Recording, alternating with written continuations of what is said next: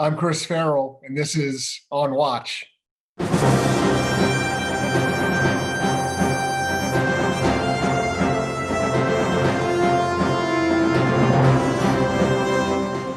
Farrell, welcome to this edition of On Watch. I am very pleased today to be able to introduce you to a friend and colleague of several years, Pamela Browne. And Pamela comes to us with a really incredible set of experiences, a 30-plus year veteran producer of news broadcasts. She has broken and chased headlines, and she also has a particular specialty in doing a deep dive, in doing really sort of the long format investigative pieces that are very compelling news. She's worked for just about everybody, CBS, NBC, Fox. You may remember a lot of her work at Fox. She was the producer for and did tremendous investigative reporting with Catherine Herridge, who's now over at CBS. And Pamela now is an independent producer and investigative journalist. She's currently working on a documentary looking at the contributions of women in military, peace, security type operations. So, Pamela, welcome to On Watch. It's great to have you join us. Nice to be here, Chris. Big fan of everything that Judicial Watch does and needs to do. That gives me an opening. You guys should be doing a big documentary. That's not a bad idea, actually. I think it's a great idea. Yeah.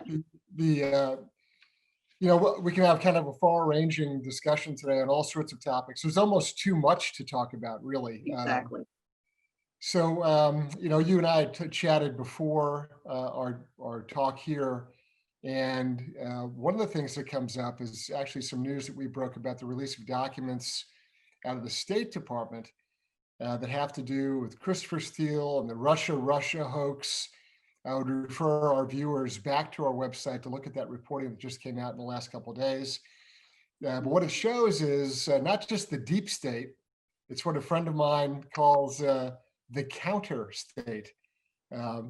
Give me your impressions of what was going on at the State Department with respect to Christopher Steele and the dossier, and what was the sort of layers of it. It wasn't just the FBI and the Justice Department. There were actors in the State Department. What's your take on that?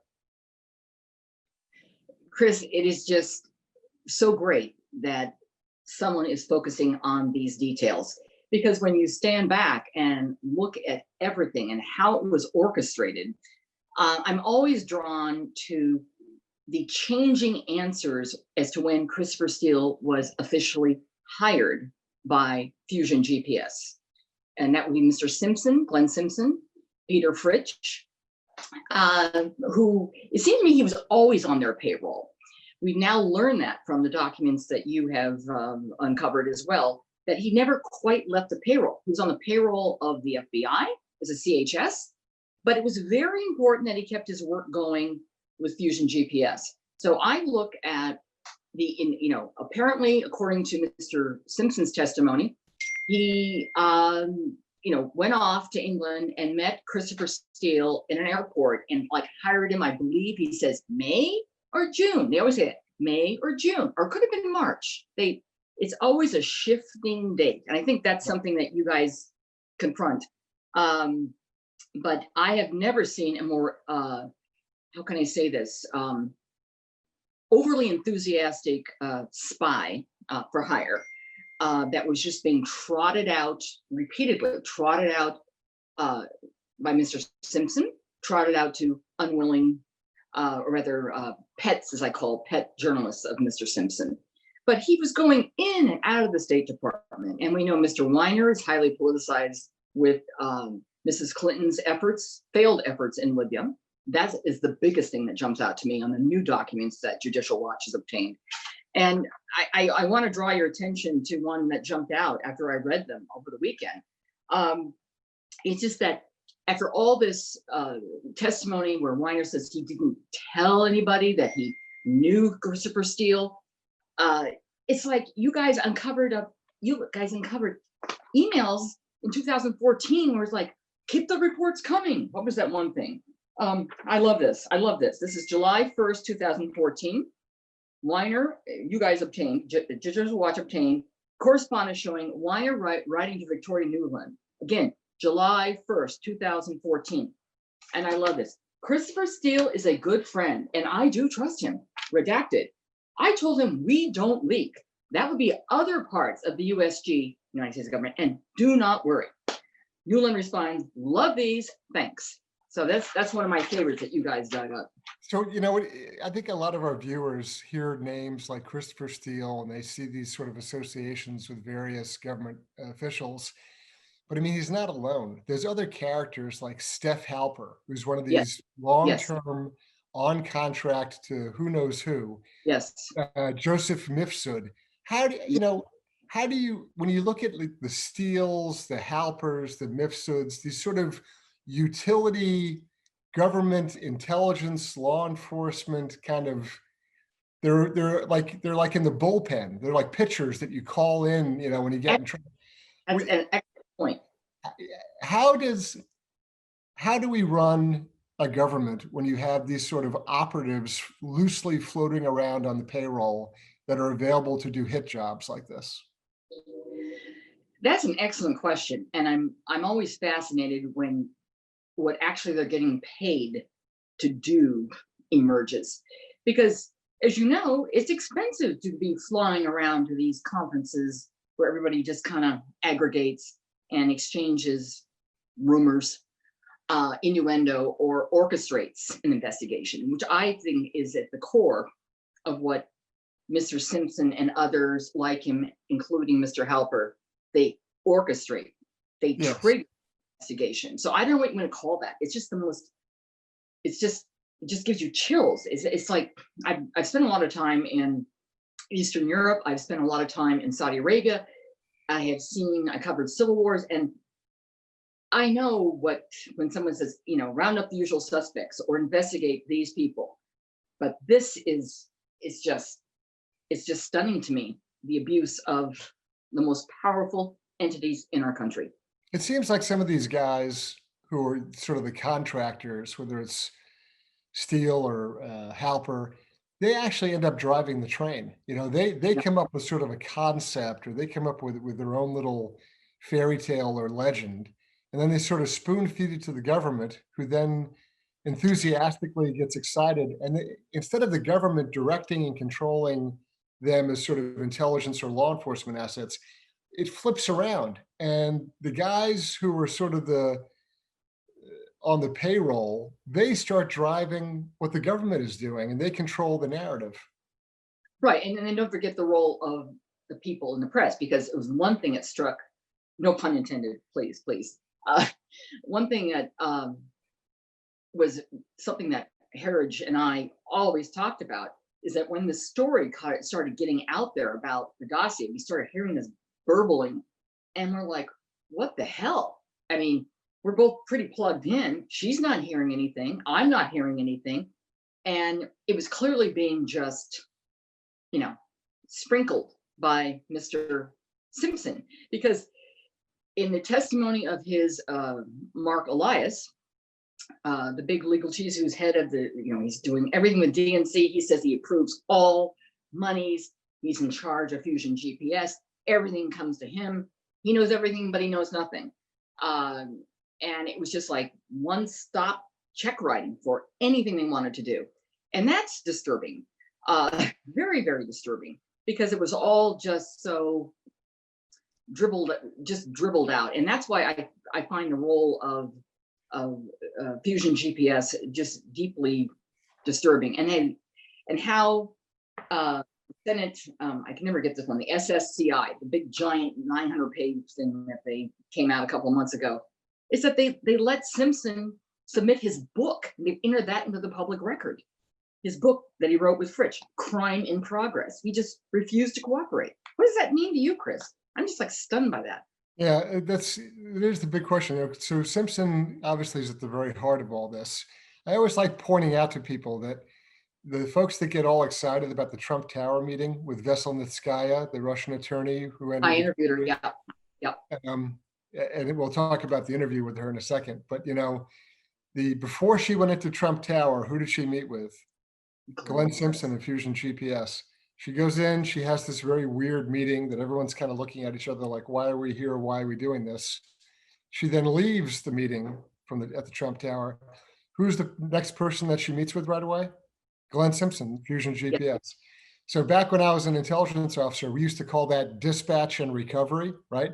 You would dispatch an agent, they'd go and do their operational activity, they'd come back out, and then you'd meet them again and talk, what happened, who did you see, what, you want the full details. Right. So Glenn Simpson is clearly handling Veselnitskaya, as you would any other intelligence asset. He brings her in, gets her briefed up, shoots her into the tower. She goes in and has this meeting at Trump Tower that nobody's really entirely sure what happened or who did what to who. She leaves, comes back out. Who does she meet with? Glenn Simpson. I mean, this is so blatant. And look, the objective was just to have her get into the tower and have a meeting. It doesn't matter. They could have recited nursery rhymes in the meeting. It doesn't. Right. They just needed to put them all in the same room together in Mhm. order to generate or create the crisis of, oh, they met with the Russian woman, So, and Simpson still is walking around doing what he's doing, Right. zero consequences to him. Like you said, they let his book go into the official record for the report. Yes. So you mean he gets to do whatever he does, no consequence, no penalty, no nothing. And so in light of that, when you interviewed Veselnitskaya, what did she say to you? Pamela, I tell you the truth. This report, I'm doing my accent of her, but she thought the writing of the dossier was beneath Glenn Simpson. She goes, he's a much better writer than this. That's what she was talking about. Yeah. So she thought it was poorly written. She was very focused on Magnitsky. Now, the funny thing about it, she denied, we asked her in this long interview, we asked her her relationship with Denis Katsiev, because she was in town in New York City for the Trebizond hearing, which had a lot of sanctions and the Magnitsky, I can never say it, Magnitsky, yeah. Thank you. I'm stumbling here. And they were she was efforting trying to get those sanctions lifted. And she was obsessed with Bill Browne, all that. And Simpson was doing work on that case. But, he testified and kind of dissed her in his testimony. And he said, oh, she really wasn't a player. She was, pretty good and a lawyer. Well, turns out after our interview, she did admit that she's quite high up in the intelligence regime in Russia. She is not a stupid woman at all. And I thought of course, she claims she doesn't understand English. She does. And she speaks very good English. And I was stunned. The other thing that jumped out to me, Chris, is that how many translators were in that room, right? And Glenn Simpson does it. He hires, he's got Baumgartner, she's got two of them with her, including Renat Akhmetshin, who's in that meeting at Trump Tower. What does that matter? Can I talk about that? How does that matter? What's the significance of that? Let's put it this way, Chris. Look, I don't know how many people are involved in this broadcast, but do we need 3 translators? I'm asking you. What do you think? I might. I'm a little slow, but yeah. No, I mean, in attorneys, we know but 3 translators. Why? So I just find that stunning. And I do understand that there are things that can be lost in translation, but if you're coming in for a 15-minute meeting, right? And and then she's having lunch. She went into the theater with Renat, and then she went back to DC and had dinner with Glenn Simpson and his wife, Mary Jacoby. Another legal event with Perkins Coie. It was a big, dinner. Yeah. Yeah. So, I stand corrected. It was Baker Hostetler. Sorry, don't want to get the wrong law firms mixed up. Baker Hostetler. Yeah. Sorry. Yes.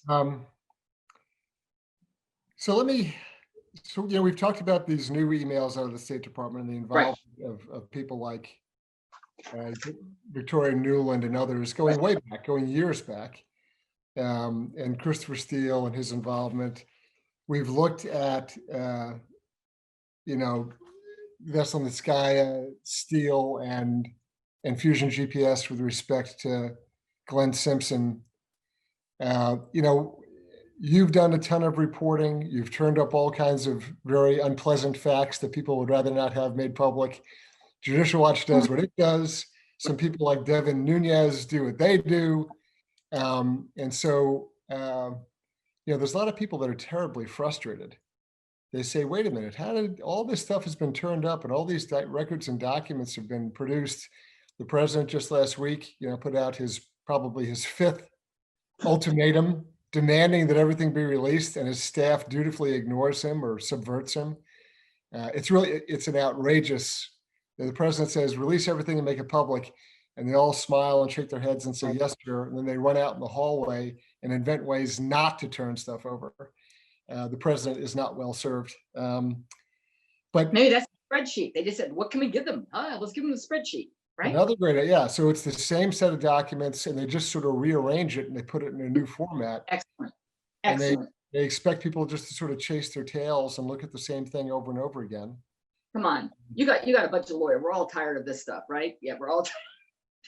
Yeah, but I mean, but you produce something like that, and people want to know what's going to happen.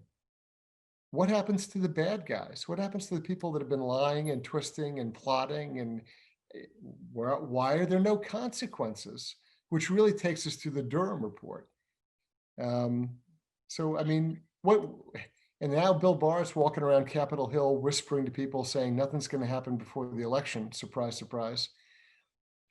What happens with Durham? What are the consequences? Where do you see this going?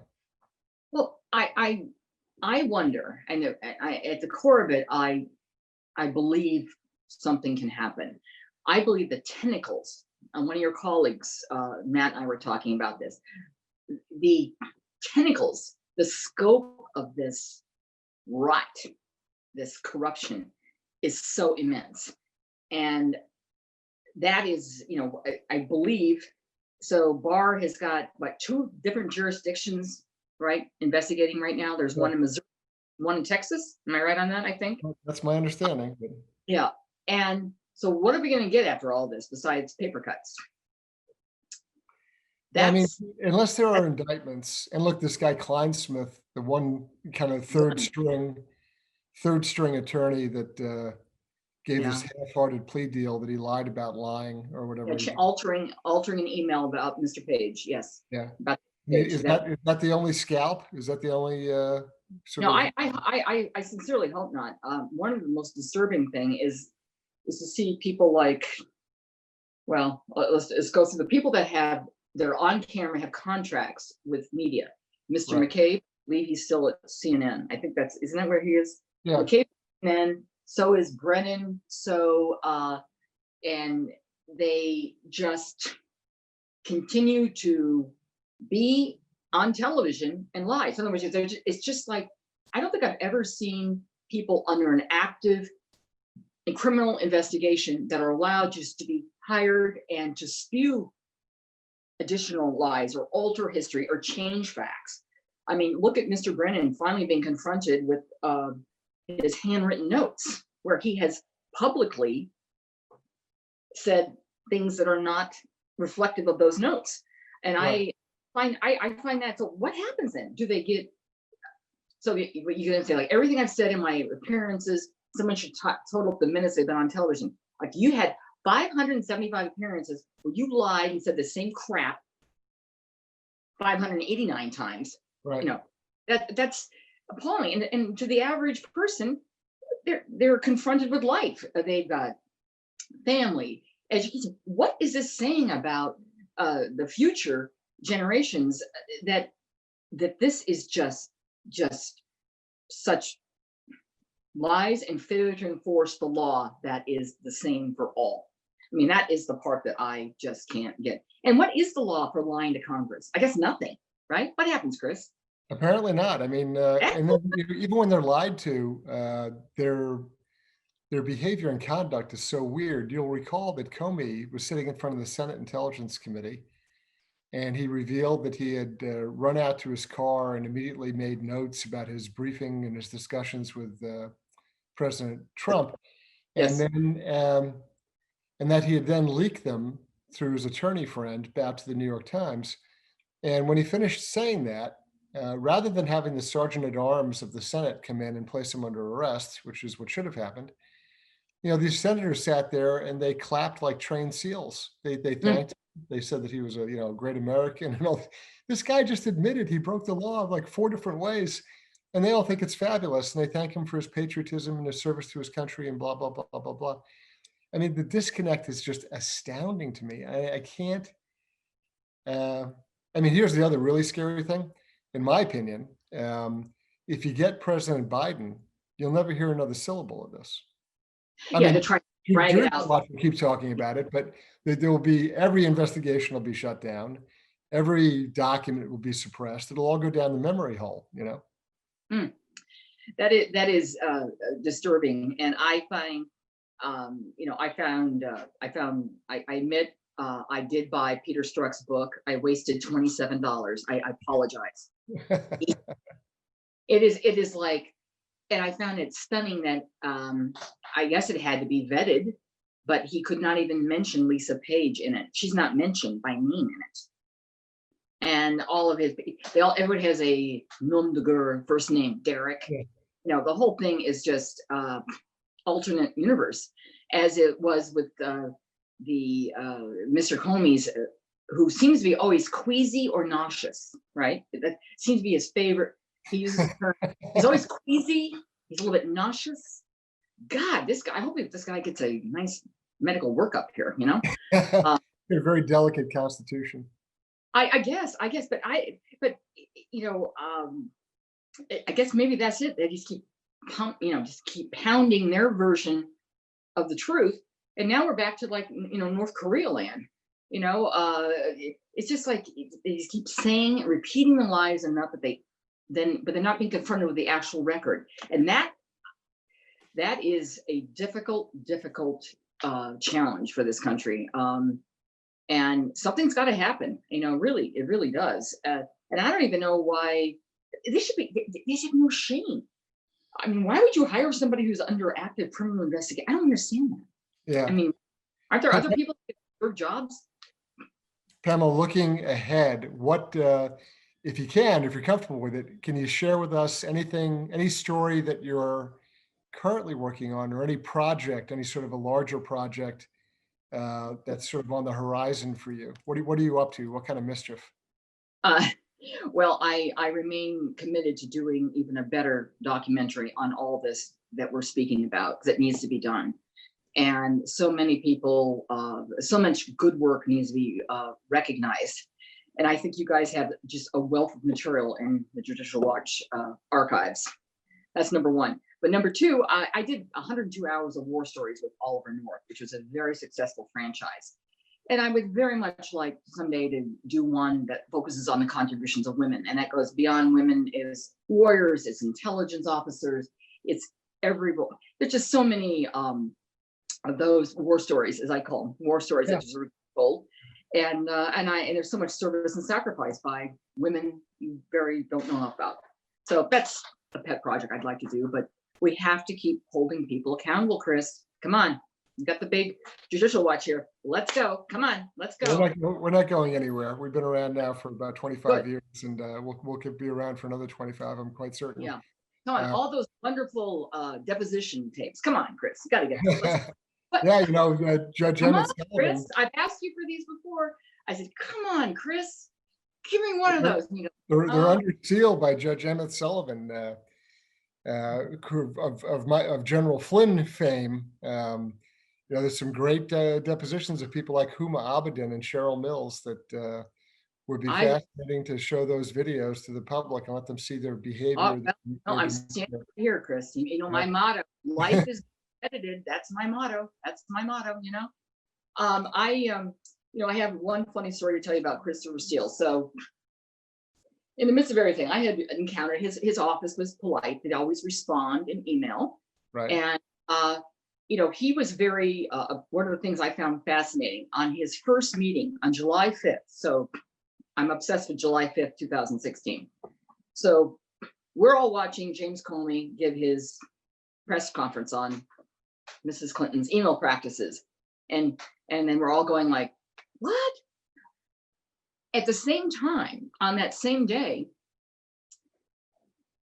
an FBI agent, Steele's handler, is meeting with Steele in Steele's office in London.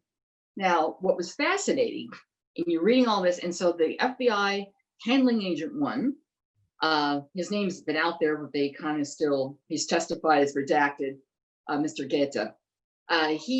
He says he didn't have time to enter it in the system, but he had things handed to him. He did nothing with them. And that became a problem. That became a big problem. But I found that Christopher Steele was upset that when he was reading things, his own attorney says that wasn't true. It was Chris Steele with his partner, Chris Burroughs, who met with the FBI agent. So he was mad that the FBI didn't even put the accurate number of FBI agents that were meeting with him on that meeting. So I'm like, okay, we got another Chris. Okay, got another Chris here. So that was stuck out to me. And then later on, during this special counsel stuff, I made an inquiry about Guccifer, Marcel Lahel Lazar. Right. And I received an email response, which I still have to this day. And I can just give it to you guys because you don't have to FOIA for it or litigate for it. But they referred to me as Dear Mrs. Steele, which I thought was kind of funny in the actual email. So how about that? That is crazy. True. Yeah, how about that? Dear Mrs. Steele. And I went, like, I'm not. And I said, look, I thought that was pretty, okay, I'm keeping that. It means nothing, but that's wow. Yeah, people would never believe that is sort of outrageous. It's a funny exchange. It's a funny exchange. I corrected them and they apologized. I said, thank you. I still didn't get my question, but whatever. So Pamela Browne, thank you very much for joining us. We're very pleased that someone of your stature and experience, an investigative reporter and news producer with so much experience and so many insights, doing so many really in-depth investigative and documentary pieces, that you can come to us and give us sort of what really happened or what's the backstory to so many things. We're very appreciative of your time and thank you for joining us. Thank you, Chris, and let's do more. Come on, you got all the tapes. You guys got all the tape. Let's go. Thanks again. I'm Chris Farrell on Watch. Thanks for tuning in. Be sure to subscribe to our YouTube channel to catch all the latest news from Judicial Watch.